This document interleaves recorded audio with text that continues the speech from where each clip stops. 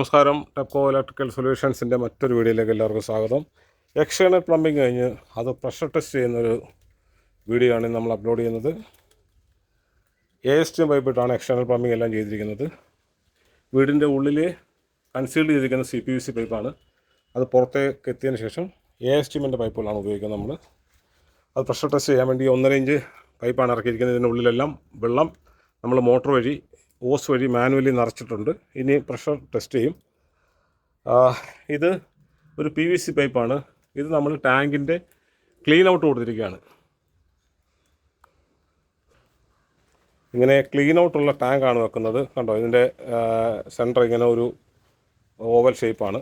അപ്പോൾ ഇത് clean out പൈപ്പാണ്. അപ്പോൾ നമുക്ക് ഭാവിയിൽ ഈ ടാങ്ക് ഒന്ന് ക്ലീൻ ചെയ്യണമെന്നുണ്ടെങ്കിൽ മോട്ടർ അങ്ങോട്ട് ഓണാക്കിയിട്ടുണ്ട്. മോട്ടർ ഓണാക്കി കഴിഞ്ഞാൽ ഇതിനകത്ത് മോട്ടർ വെള്ളം ഫോഴ്സ് ടാങ്കിനകത്ത് വീണുകൊണ്ടിരിക്കും.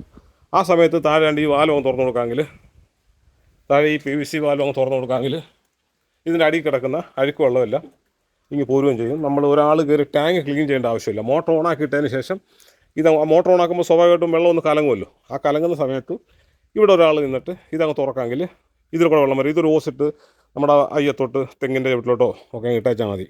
അപ്പം വീട്ടിലെ സ്ത്രീകൾക്ക് വരെ ഈ ടാങ്ക് ക്ലീൻ ചെയ്യാൻ പറ്റും. അങ്ങനെ കയറി അതിനടിയിൽ കിടക്കുന്ന കച്ചറ നമ്മൾ പുറത്ത് ഇതിൻ്റെ ടാങ്കിൻ്റെ അടിയിൽ ഉറഞ്ഞു കൂടുന്ന അഴുക്കുണ്ടാവുമല്ലോ സ്വാഭാവികമായിട്ടും വെള്ളം, അത് നമുക്ക് പുറത്തോട്ട് എടുക്കാൻ ഈ ഒരു സഹായം മതിയാവും. അതല്ല, ഒരാൾ മണ്ടയ്ക്ക് കയറി ഒരു മോപ്പ് കൊണ്ട് മണ്ടയ്ക്ക് കയറാമെങ്കിൽ, മോട്ടർ ഓൺ ആക്കിയിട്ടുണ്ട്, ഒരു മോപ്പ് കൊണ്ട് മണ്ടയ്ക്ക് കയറുക, ഒരു പുതിയ നല്ല മോപ്പ്, അതുകൊണ്ട് അകത്തൊരാൾ കയറി ഇവിടെയൊക്കെ സ്റ്റാൻഡ് നമ്മുടെ സൈറ്റുകളിലെല്ലാം സ്റ്റാൻഡ് ഒരാൾക്ക് കയറി നിൽക്കാനുള്ള സ്പേസ് ഉണ്ടാവും. ടാങ്കിൻ്റെ തൊട്ട് മേളിൽ എത്തത്തക്ക ഈ സ്റ്റെപ്പൊക്കെ കൊടുത്തിട്ടാണ് ചെയ്യുന്നത്. അപ്പോൾ അവിടെ കയറി നിന്നുകൊണ്ട് മോപ്പിട്ടൊന്ന് കറക്കി കൊടുക്കാമെങ്കിൽ മോട്ടറിൽ നിന്ന് വെള്ളം വീണുകൊണ്ടിരിക്കുകയല്ലേ, അപ്പോൾ സ്വാഭാവികമായിട്ടും ആ വെള്ളം നേരെ ഇതുവഴി പോയിക്കോളും.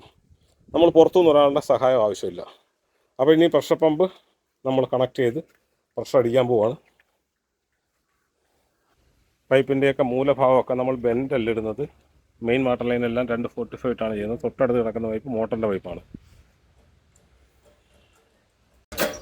നമ്മുടെ പ്രഷർ പമ്പ് ടെസ്റ്റിങ് തുടങ്ങി. ഒരു സ്റ്റാൻഡിങ് പൈപ്പിലാണ് ഇത് കണക്ട് ചെയ്തിരിക്കുന്നത്. നമ്മളൊരു 5 ബാർ 6 ബാർ പ്രഷർ കയറ്റും. പൈപ്പിൽ ഓൾറെഡി ഫുള്ള് വെള്ളം കയറ്റിയിട്ടേക്കുന്നതുകൊണ്ട്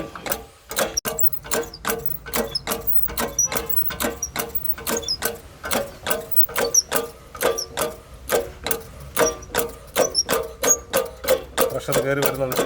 ഇപ്പോൾ ഒരു 5 ബാർ അടുപ്പിച്ചായിട്ടുണ്ട്. നമുക്ക് 7-8 ബാർ പ്രഷർ കയറ്റി നോക്കിയാൽ മതി.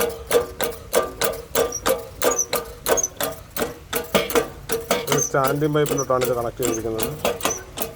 അപ്പോൾ മണ്ണ് മൂടുന്നതിന് മുമ്പ് മൊത്തം ജോയിൻസും എന്തെങ്കിലും ഡാമേജ് ഉണ്ടോ, നമ്മൾ ഒട്ടിക്കാൻ വിട്ടുപോയിട്ടുണ്ടോ, ചിലപ്പോൾ അങ്ങനെ സംഭവിക്കും. നമ്മൾ ഒട്ടിക്കാൻ ചിലപ്പോൾ വിട്ടുപോകും. അതാണ് ഏറ്റവും കൂടുതൽ സംഭവിക്കുന്നത്. PVC പൈപ്പിന് പിന്നെ മൊത്തത്തിൽ ഡാമേജാണ്. ബെൻഡും ഒക്കെ ഡാമേജ് ആവാറുണ്ട്, ബെൻഡ് പൊട്ടിപ്പോകാറുണ്ട്. പക്ഷേ ASTM പൈപ്പ് നല്ല ക്വാളിറ്റിയുള്ള പൈപ്പാണ്. അവിടെ അങ്ങനെ പ്രശ്നം വരാറില്ല. ഇതെല്ലാം പ്രൊജക്ഷൻ ക്ലാമ്പ് വെച്ചിട്ടാണ് ചെയ്തിരിക്കുന്നത്. ഭിത്തിയിലെവിടെയും ടച്ച് ആകുന്നില്ല. പ്രൊജക്ഷൻ ക്ലാമ്പ് വെച്ചിട്ടാണ് പ്ലംബിംഗ് വർക്കെല്ലാം ചെയ്തിരിക്കുന്നത്. ഏതാണ്ട് 8 ബാർ 9 ബാർ പ്രഷർ ആയിട്ടുണ്ട്. എക്സ്റ്റേണൽ പ്ലംബിങ്ങിൻ്റെ പ്രഷർ പമ്പ് ടെസ്റ്റിംഗ് ആണ്. പ്രഷർ ടെസ്റ്റിങ് തീരാറായി. ഇതുവരെ പ്രശ്നങ്ങളൊന്നുമില്ല. സംഭവം നല്ല സ്മൂത്തായിട്ടുണ്ട്. വേറെ പ്രശ്നങ്ങളൊന്നുമില്ല, ലീക്കേജൊന്നുമില്ല. Okay, good bye.